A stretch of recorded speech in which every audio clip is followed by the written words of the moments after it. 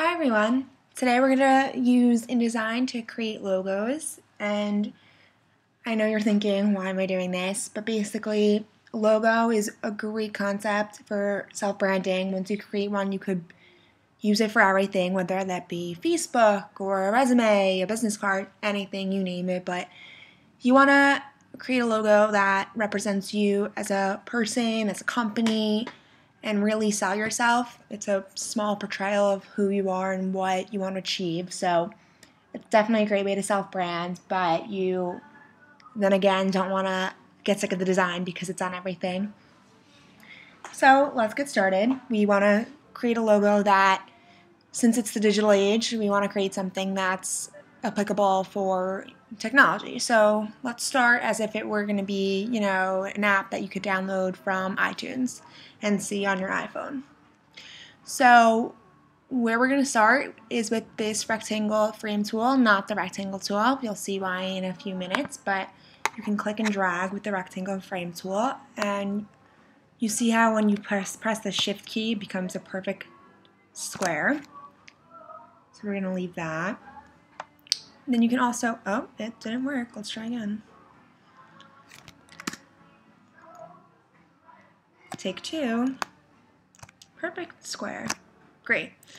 You can also add width to the square so that it creates more definition. I'm going to leave it at 3 points right now. So right now we have a plain square. You can also add color into the square for your app. Pinks, yellow, whatever you desire, but right now we're going to leave it white. And you can also, if you're trying to represent yourself, you either want to have the initial of your name, which mine's a J, and then you can edit it and put it in the square, or what your company's name is. But since I want to do a small mock-up of my blog called Just As This, where I basically express myself very freely, I thought it would be appropriate to use an image for my iPhone logo. And here we are. So to place an image into that, and that's why we use the rectangle frame tool, you can press Command D and choose the image that is on your desktop for your project. My computer's being a little slow.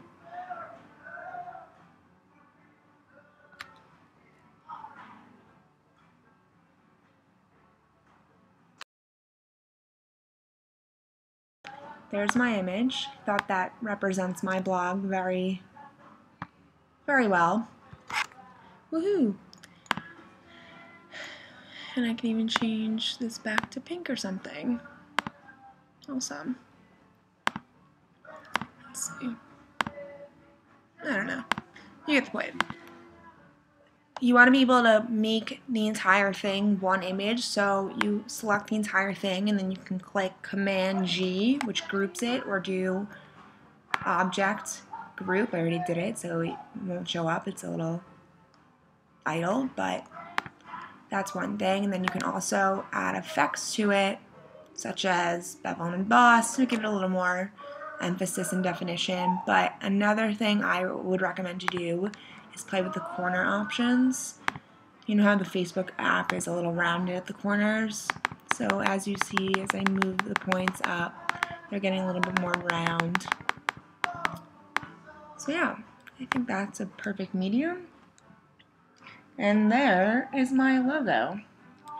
I hope you found this tutorial helpful, and hopefully see your application on iTunes. Thank you.